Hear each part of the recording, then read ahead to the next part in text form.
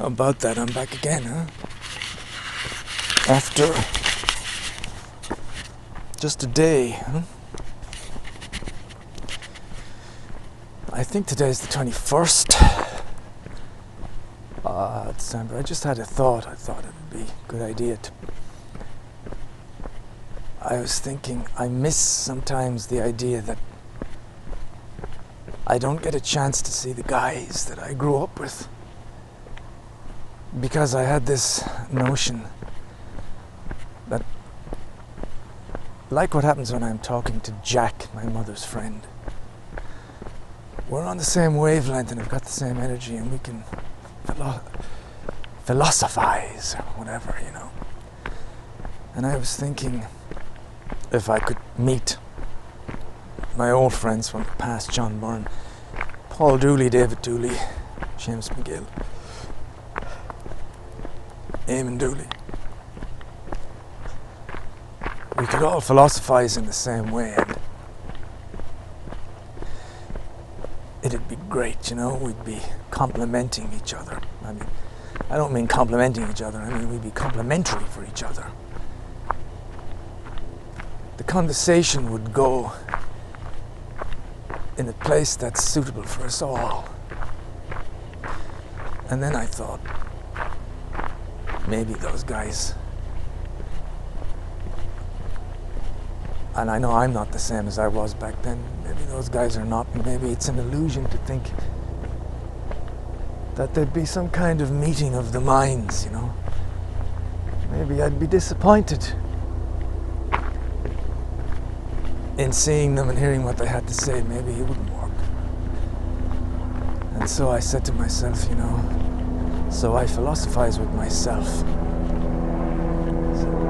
Big helicopter going overhead. So I philosophize with myself, where there is obviously a meeting of mind. I understand myself. It's nice that I understand myself. It sounds strange, but there is company to be had with oneself. There's communion with oneself. There's peace and there's understanding, all to be had with the self. And I've been doing that for as long as I can remember. I remember sitting on the garage roof, probably in 1975 or 6, writing on that little brown diary that's since disappeared. I've lost it. And that, you know, 75, 76, at the age of 9 or 10. And even at that age, I was doing what I'm doing now. Pretty much the same. Well, obviously not exactly the same, the thoughts, the development, and most of all, I guess the experience was different. Imagine philosophizing as a 9-year-old. And even at that point, I thought, because in my perception, I'd been around forever. I felt old at 9. I had lots and lots to think back on. I was able to think back as a 9-year-old and talking about things when I was 6 or 7. Seemed like going back 20 years at that point. Because, of course, the percentage of time you've spent 9 years, and if you go back to talking about yourself when you were 6, it's about 33% of your life. So time's very strange, the perception of it.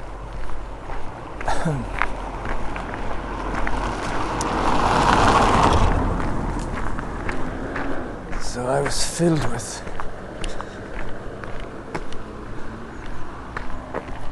memories. That's the thing, filled with memories.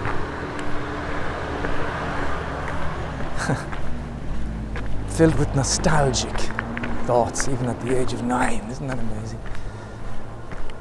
Nostalgia doesn't kind of suddenly appear at 45. It's there from the very, very beginning. It's like you're nostalgic at at the age of 7 you're nostalgic for when you were 6. Or at least I was. Anyway, when Nico was around and Elena, Margot, and more the dog. And it was nice to have visitors, and it was nice to have the table set. And it was nice to have people eat the food that me and Flo cooked and seemingly ask for seconds, so they definitely liked it. And it was lovely having a little baby around.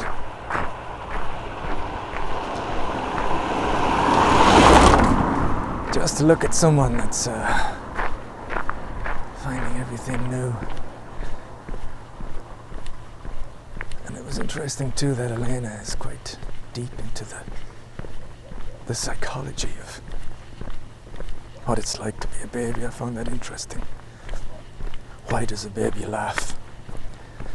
What thoughts go through a baby's mind when it's just all new, all empty? There can't be any nostalgia in a baby. There's no conceptions of what nostalgia is. There's no conceptions of anything. There's no persona. There's nothing. It's amazing.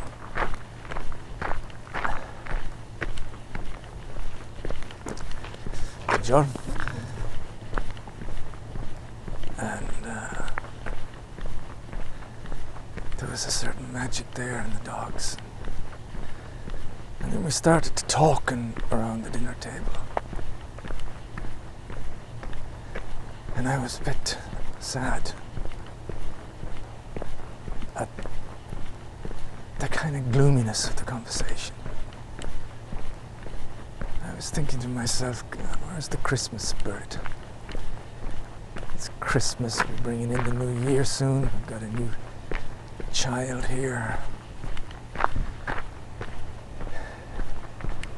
I was thinking of the lightness of being and enjoying the moment and celebrating life.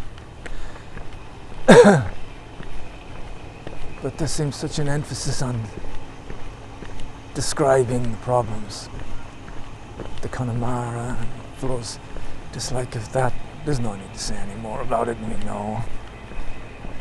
Nico going on maybe about the lack of coziness in his house and the problem that Elena doesn't do this and the other day. Something just struck me at this moment because I said to Flo, she was explaining to me what Nico said, and I said, did he say that in front of Elena? And she said, yeah, it's just, yeah, why not, you know? He works all day and she doesn't seem to do anything. She just looks after the child and does nothing else. And Flo would obviously very quickly say anything about me, you know. Eddie's very specific. There's no way he'd work here or there, and it's true.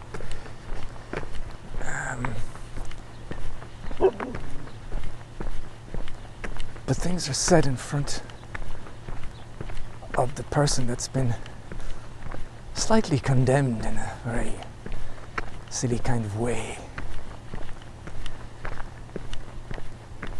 I just thought now the way Nico talked, in a sense in front of someone without any recognition of maybe he's going to embarrass someone. And Flo would do exactly the same, regardless of thinking maybe I'll hurt Eddie's feelings if I start saying all this stuff to all these people. Maybe he'd prefer, I don't know, you know.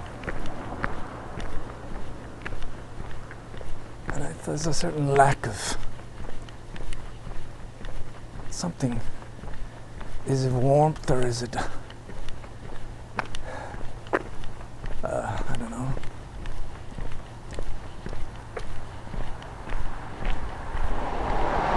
Is it an arrogance?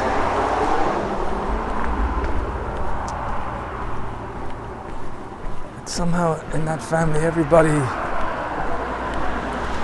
well, maybe not been fair, because they would just as quickly say their own problems. But there's a certain sense that the people they're with they're all beneath them. kind of,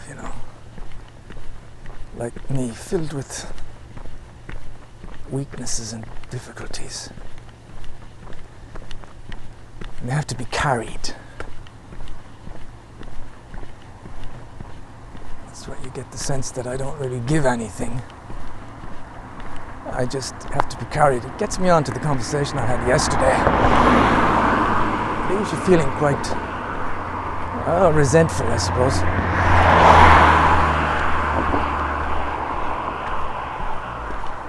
But that's not really what I wanted to talk about. I just wanted to say it was kind of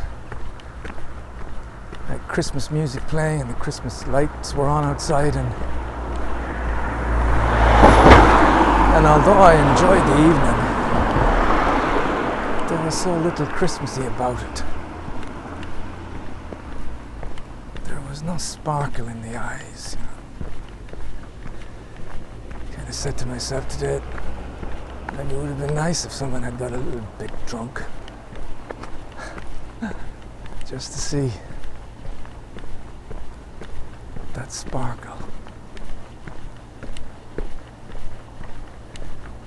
There's such a gloom and doom about things sometimes.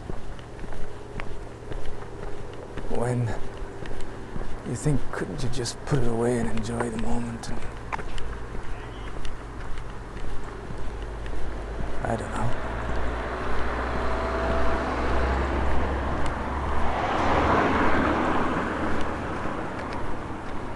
Thought I heard someone mention my name. Hardly.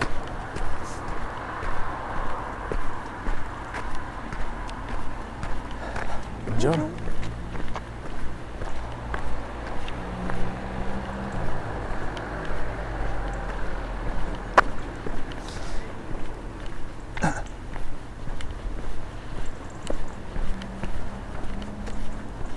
So yeah, I philosophize with myself because there's nobody else to philosophize with.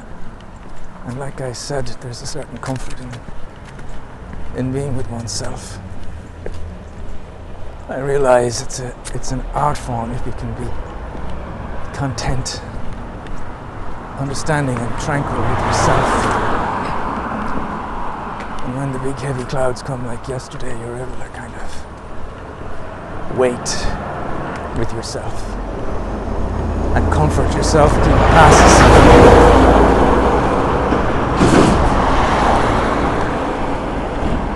You're able to be easy on yourself.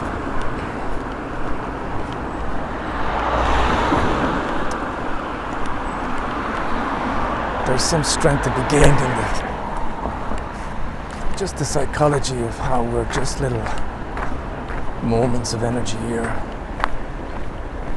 And at the end of the day, it's all kind of the things we think are important are all in the end pretty pointless. I guess you realize that. If you go to the doctor and he says you've got 6 months to live, you realize probably how important most of this stuff is. Most of the thoughts we have are like that CD on your shelf that you've been promising you'll watch again. You've been promising that for the last decade. But you don't want to throw it out because you think it's important. But actually, it's completely unimportant.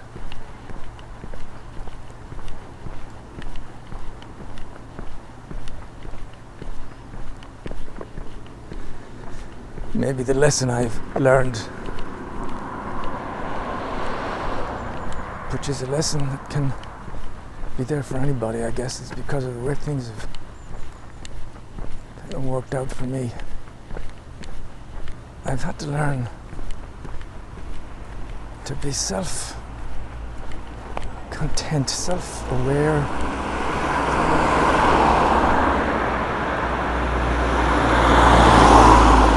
self-fulfilled. I've had to be able to count on myself. And I mean this in a psychological way.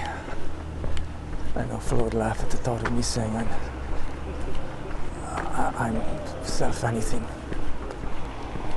Because she'd be thinking of all the practical things.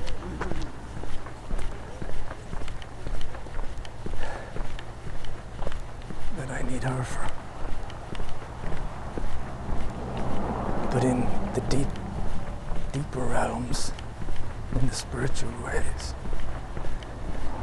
in finding the things to keep you grounded, to keep you in the moment, I've grown to rely on myself, not on a guru and not on a book, and not on somebody else. Doesn't mean I don't mind to hear words that I can empathize with, or on great minds that I can learn from. But at the end of the day, I feel I've taken in enough stuff to be able to be self-reliant. Self-reliant.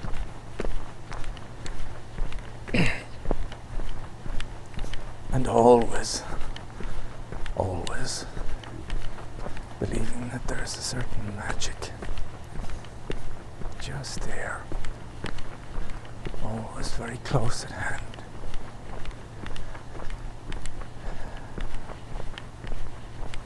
Just a breath away. A little bit of magic that can reinforce you spiritually, galvanize you together.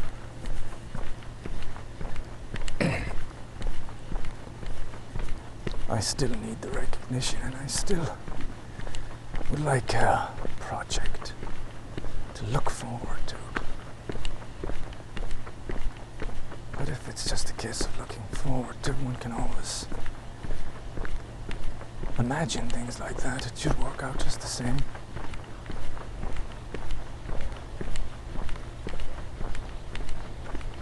Like the notion of running away and hiding. One can make plans to run away and hide.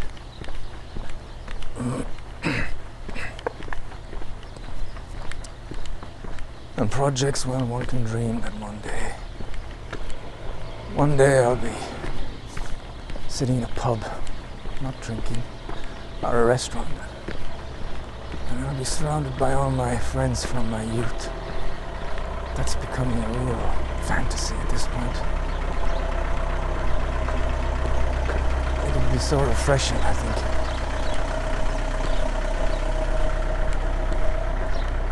To be listening to people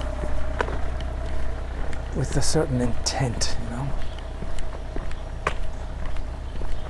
Not intent, that's the right word, with a certain attending, to genuinely be listening, and genuinely be like you're watching or listening to a great movie. You can't wait to hear what John Byrne or David Dooley or Eamon or Paul Dooley or Seamus Beale, to what they have to say about some subject. And the conversation flows, and then every now and again we talk about the past and Christmases. And it's a wonderful conversation, because we can tell each other, now that we know, just how important we all are for each other. And we can all agree of how unique and how charming that upbringing was. Now that we realize it, that we're older, that'd be a great conversation.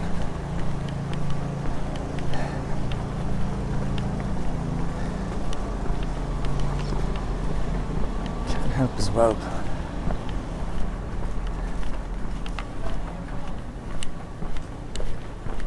Can't help but say, I'd also be looking for some recognition. I guess it's there on the tip of my mind. It's just, I'd like the conversation because I'd like somebody to say something nice about me as well. I'd like somebody to say, you know, whenever we go out now, I still miss having you around at some point. Because you were always kind of a big part of the life of the group. I'd love somebody to say something like that.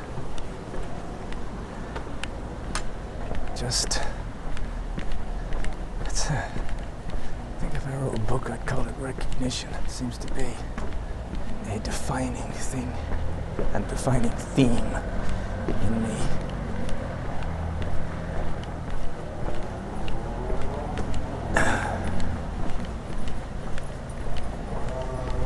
Like yesterday, I bought a present for Fionn. The jewellery man gave me a 15 euro discount because I was a fellow commerçant. I was so happy with that. Not the discount, but the recognition.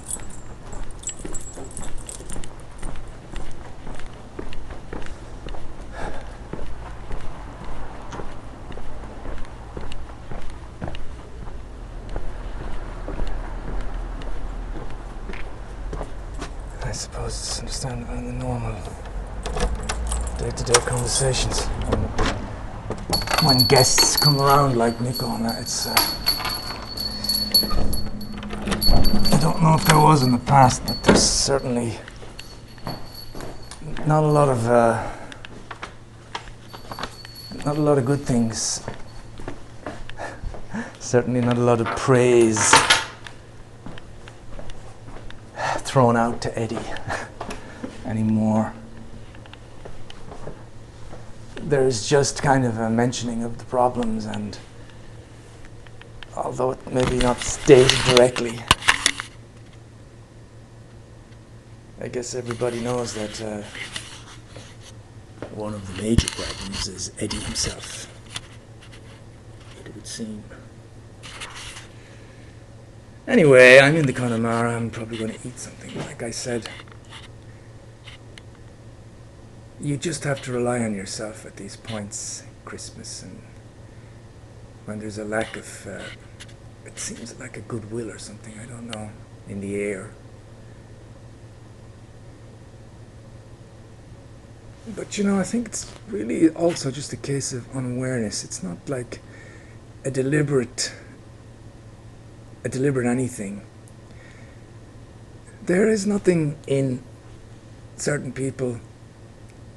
There is no thought that, hey, this is Christmas. Maybe this is a time for this or that. Maybe this is a time for good cheer.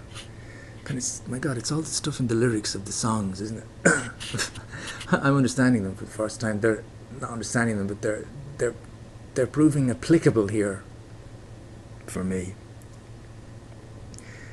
But if someone doesn't have that thought within them at all, you know, they don't have any connection with Christmas and the past. They don't have a nostalgia bone in their body. They don't have that type of reflection, and they don't have that. I've had that kind of self-education on the importance of the moment and the importance of being well, the importance of your health.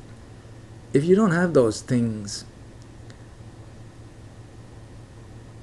there isn't really a choice in it. It's not like you're purposefully being a bit gloomy. It's just that is your awareness of things. That is the controlling factor in the mental and the psyche at that point. That's the controlling factor.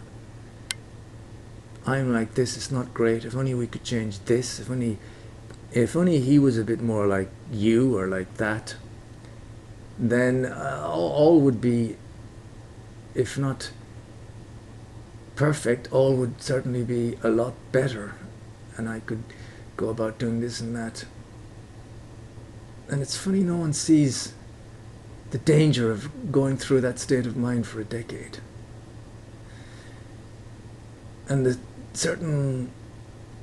there's a waste in it. There's a waste of time. There's a waste of energy. That you should be able to, in spite of the fact you mightn't like the situation, you should be able to compartmentalize things a little bit and say, well, you know, I wanted to say that last night and I didn't in the end because it would have probably become an issue. I wanted to say, hey, can we just stop talking about the Connemara for once? Can we stop talking about our problems for once? Can we just celebrate something? Can we change the subject? And that's a way of kind of compartmentalizing things somehow. I'm not the best person for that either, because I can get obsessed by an idea and I can't get rid of it, you know, but it would be something to be admired if we could do that.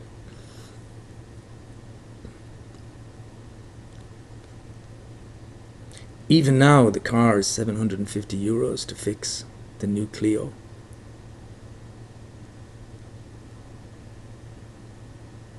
And I guess that's just, again, a completely different way of looking at it.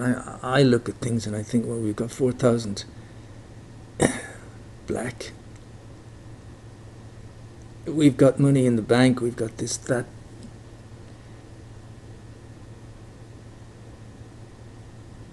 I know in the long term it runs out, and a job is important at the end of the day.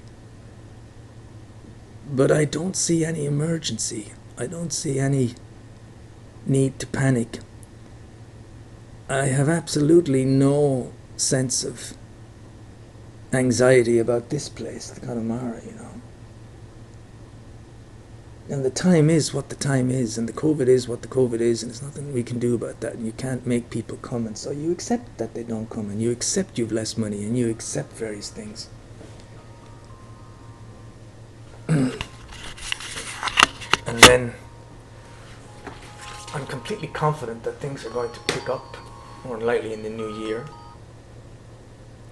And I'm completely confident the Connemara will bounce back and we'll be doing 500-600 days again. Just like we did Saturday, actually.